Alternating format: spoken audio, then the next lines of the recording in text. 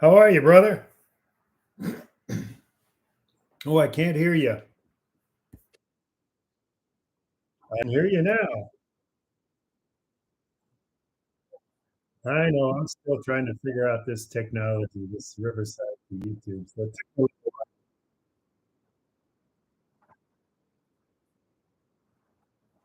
All right. Well, I think you can hear me. So we are going to get started here. This is Robert Bolden, Life Transformed, and this is We Wednesday because we are in this together. I jump on here every week about this time to share some new insights, some new awareness that I've received through my journey following Jesus. That's what it's all about. And the reason I do that is because we are in this together. And if I can share something that's impacted me, maybe you can share and relate to what has impacted me. And you're able to, just say, wow, I feel that too. Hold on one second. Just said it right there. Yeah. Somebody's dropping off something. All right.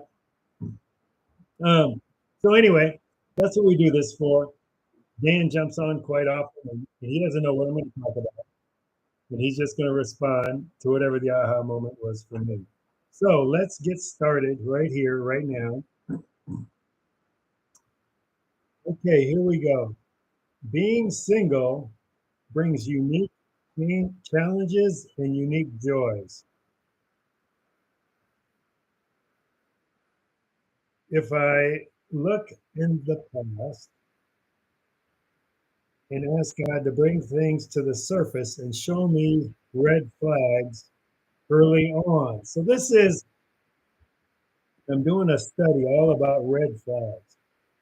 And, on my journey, I've been married a couple of times, had a couple of relationships that just didn't go right.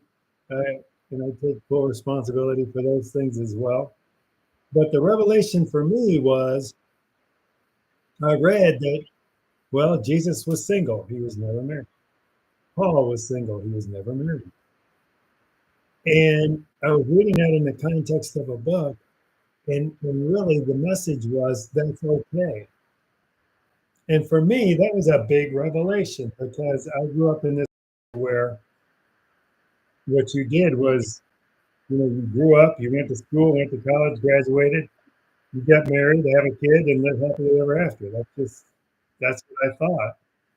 So I just knew for me my dad was married when he was 27. So literally, you all, as I was approaching 27, I'm like, well, here it is.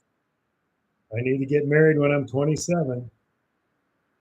All these things that when I reflect back on it, for all the wrong reasons, right? And again, I'm an open book when it comes to that kind of stuff. So this really gave me a feeling of peace.